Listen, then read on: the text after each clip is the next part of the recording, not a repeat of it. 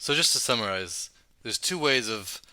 atonement happening, either through acts of kindness or through deep contemplation during prayer, known as tefillah. It's explained in the discourse that through acts of kindness, that is a descent from above to below, in a way that draws down Hashem's light into the world, and therefore that reaches a level of Hashem that's known as the master of the will, in the sense that it is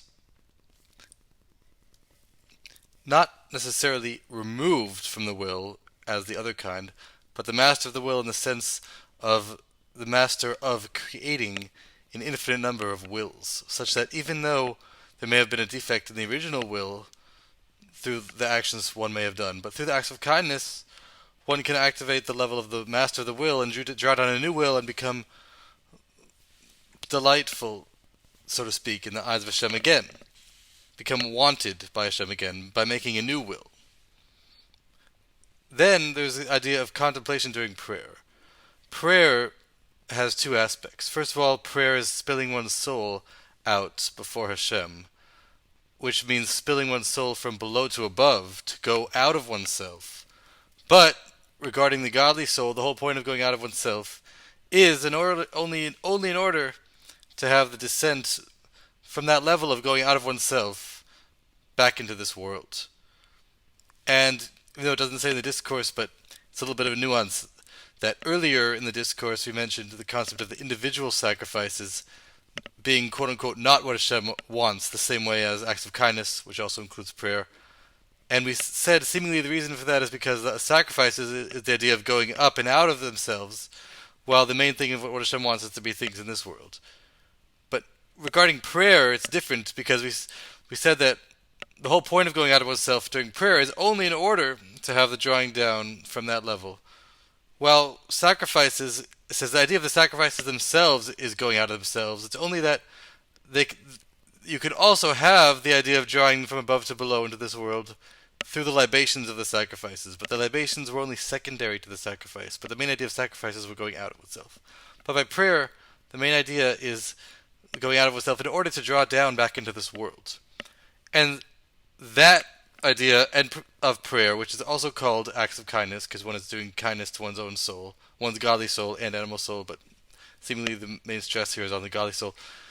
that when one goes out of oneself, in order to bring that level of going out of oneself back down, that really reaches the level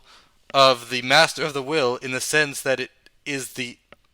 master that is over the will, in the sense that it's removed from the will, as opposed to the first level of master of the will that is constantly making new wills, which is reached through acts of kindness. But the level of the master of the will that is reached through contemplation during prayer is a level that's removed from the will, because that's when someone goes out of oneself during prayer to access that. And then when someone goes out of oneself during prayer, like going out of one's existence to reach this level that's higher than the existence of the will, then brings that back down into this world, that nullifies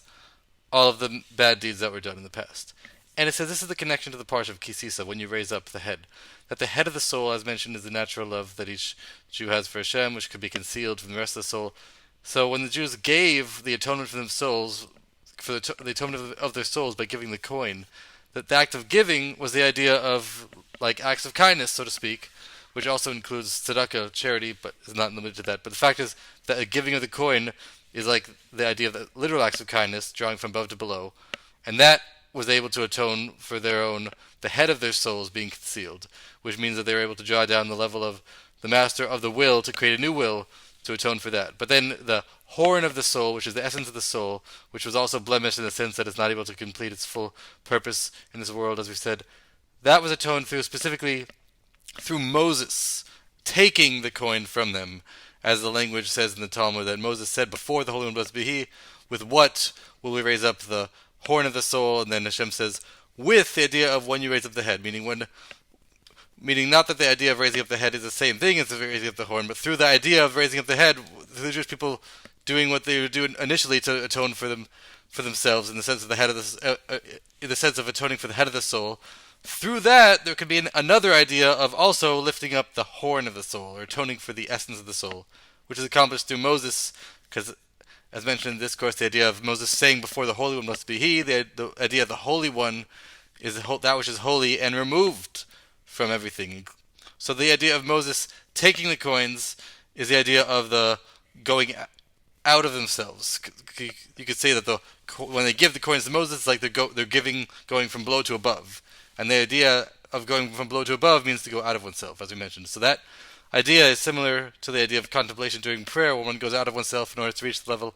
of Hashem that's removed from the will. And that was the idea of how Moses was able to atone for the horn of the soul, the essence of the soul, by first the Jewish people going out of themselves by giving it to Moses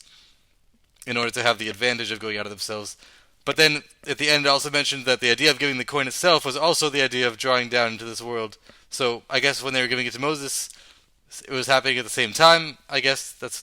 part is a little confusing, because by the contemplation during prayer we said first one goes out of oneself, and then only afterwards one also brings down. But in this case, seemingly the idea of them giving the coin and Moses taking it is really happening at the same time. So I guess it's happening at the same time, but they still has both of the advantages, so that's why it's similar to contemplation during prayer. So those are the two things